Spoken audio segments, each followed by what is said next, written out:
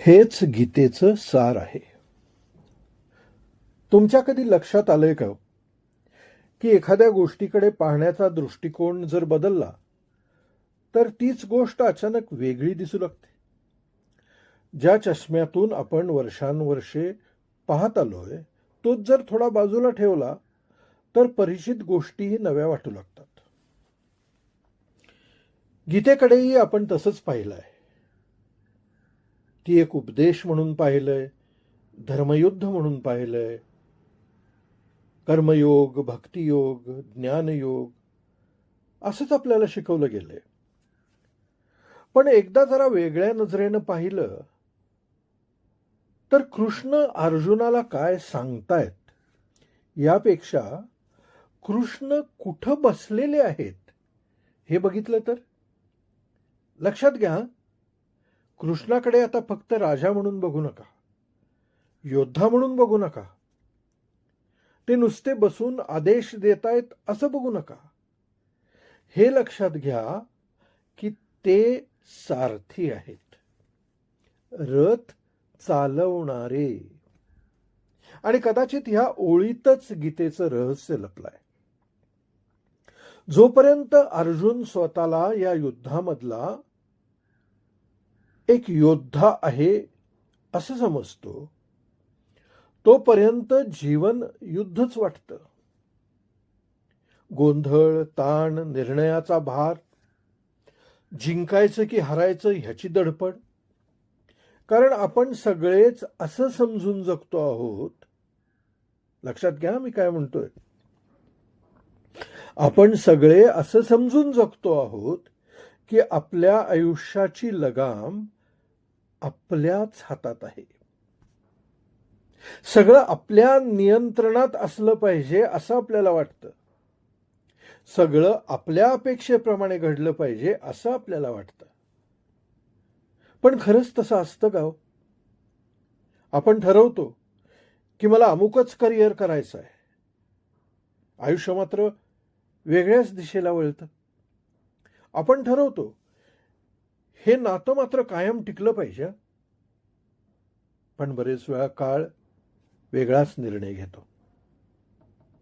आपण ठरवतो की मी असं प्लॅन करेन आणि आयुष्य तसं घडेल, आणि अचानक एखादी घटना संपूर्ण दिशा बदलून टाकते.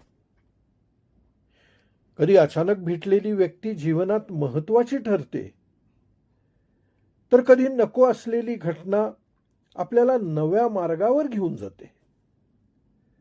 कधी अपयश वाटलेली गोष्ट नंतर वरदान ठरलंय हे आपल्याला कळतं. जेव्हा आपण मागे वळून पाहतो ना, तेव्हा एक वेगळीच कथा उलगडत असलेली आपल्याला जाणवते.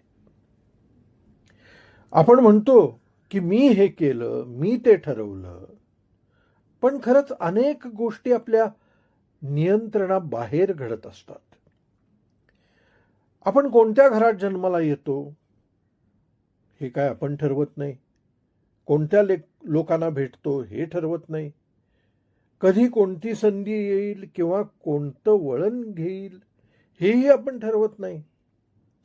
तरीही आपण असं समजून जगतो की मीच सगळं चालवत आहे. आणि यामुळेच ताण निर्माण होतो. प्रत्येक गोष्ट आपल्या अपेक्षेप्रमाणे व्हावी ही धडपड सुरू राहते. आणि तसं झालं नाही की मन अस्वस्थ होतं, निराश होतं. गीतेतला सर्वात मोठा क्षण, गीतेतला सर्वात मोठा क्षण कृष्ण बोलायला लागतात तो नाहीये. कृष्ण लगाम हातात घेतात तो आहे. ते फक्त सांगत नाहीयेत, ते बोलत नाहीयेत, तर ते हे दाखवतात की तू योद्धा आहेस, पण रथ तू चालवत नाहीयेस. तू बाण सोडतोयस, पण त्या बाणाची दिशा खोलवरून कुठून तरी येते. जरा स्वतःच्या आयुष्याकडे पाहिलं तर हे स्पष्ट दिसतं. आपण प्रयत्न करतो, निर्णय घेतो, पण जीवनाचं मोठं चित्र आपल्या हातात नसतं.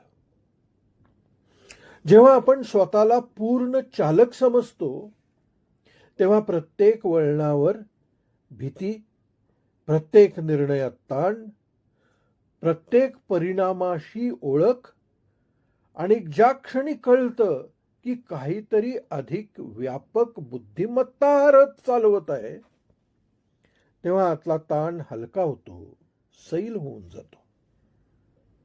याचा अर्थ काहीच करायचं नाही असा नाही. अर्जुनाला युद्धातून पळायला सांगितलेलं नाही कृष्णानं.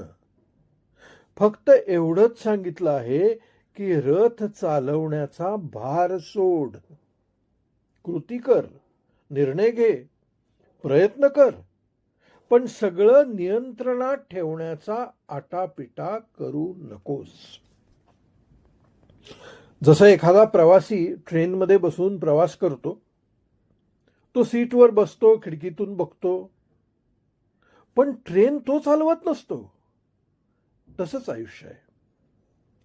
कदाचित गीतेचा सार या एकाच ओळीत सांगायचा तर तो असा आहे की तू रथात बसलेला आहेस, पण सारथी तू नाहीयेस. हे कळलं की स्वतःला सिद्ध करण्याची धडपड कमी होते, परिणामांवरची पकड सैल होते आणि जीवन युद्धासारखं न वाटता एक प्रवास वाटू लागतं. कृष्णाचं गूढ कदाचित इतकंच आहे.